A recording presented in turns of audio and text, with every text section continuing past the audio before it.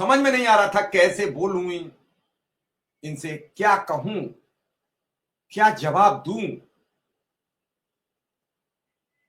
सामने वाला जब रोने से नहीं रुक रहा है तो मैं उसे क्या समझाऊं।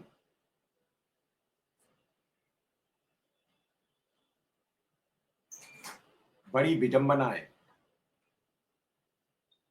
जाके पाँव न फटी विवाई, वो का जाने पीर पर आई। जिसके पाँव में अगर विवाई नहीं फटी है तो विवाई का दर्द नहीं कोई जान सकता।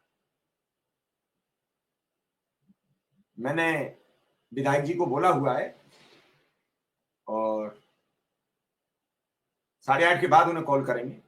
उससे पहले लिंक भेजा हुआ, अगर उन्हें मौका लगेगा तो वो आएंगे। एक बार कॉल करेंगे, अगर उन्होंने अटेंड की तो वो जुड़ेंगे, नहीं अटेंड की तो फिर एक कार्यक्रम में है वहां व्यस्त रहे तो फिर नहीं जुड़ेंगे।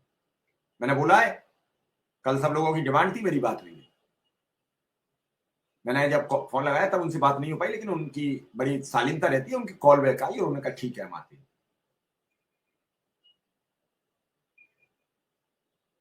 लोग अपनी अपनी बातें हमसे कहते हैं, हम पर बड़ी कटाक्ष करते हैं, हम पर बड़े कमेंट करते हैं, लेकिन अब आप अंदाज लगाओ जिसके पास सुबह ही सुबह ऐसे फोन आ जाए, क्या वो अपने को माफ कर पाएगा। मैं बड़ा दुखी था, पूरे दिन परेशान रहा। सुबह 6 बजे जगने के बाद मैंने 3 बजे तक भोजन नहीं किया। मन नहीं कर रहा था, मन अजीब व गरीब था, जैसे हल्का सा फीवर हो गया हो, परेशान हो।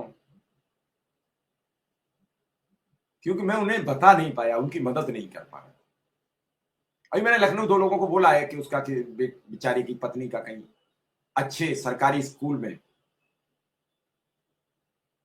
सरकारी अस्पताल में कहीं एडमिट हो जाए तो कम से कम पैसे बच जाए, इलाज चले।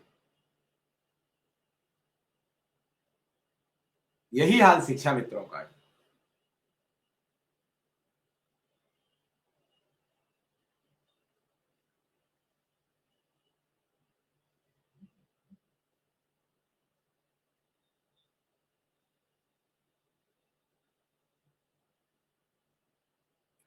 आपको इंटरेस्ट नहीं है तो आप मत देखिए, कोई जरूरी थोड़ी है कि आपको बात मेरी सुनना।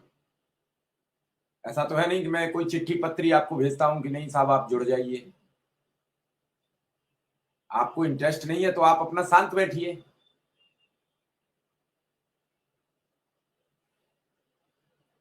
इन सब बातों के बावजूद भी सारी बातें सामाजिक होती हैं, सारी बातें समाज में आती हैं।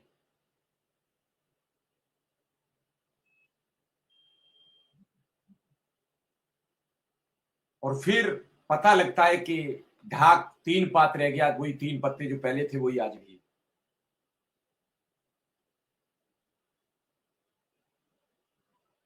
ये समस्या कब खत्म होगी, निराकरण कैसे होगा, ये सवाल कचोटता रहता है। और इसका अब तक कोई निराकरण नहीं हो पाया।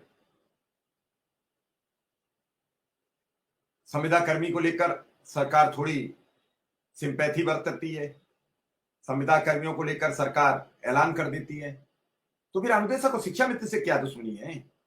इनके भी तो उसी मानदेय और वेतन में ये चले आ रहे हैं। वहां इनका परिवार कैसे चलता है, क्या इस पर कोई विचार करता है।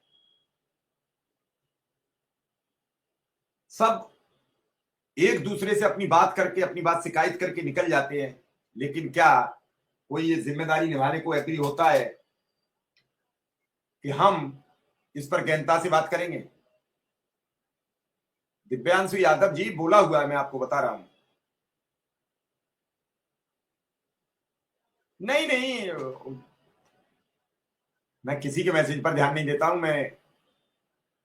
मेरा नंबर सबके पास है, शिशुपाल सिंह चंदेल जी, आप किसी से पूछ लीजिए।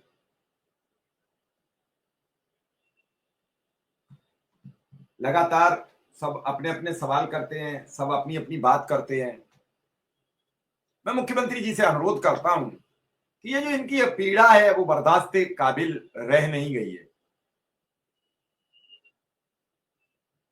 इन पीड़ाधारी लोगों का जो जीना दुश्वार है, जीवन संकट में है, वो बचा लीजिए। बाकी आप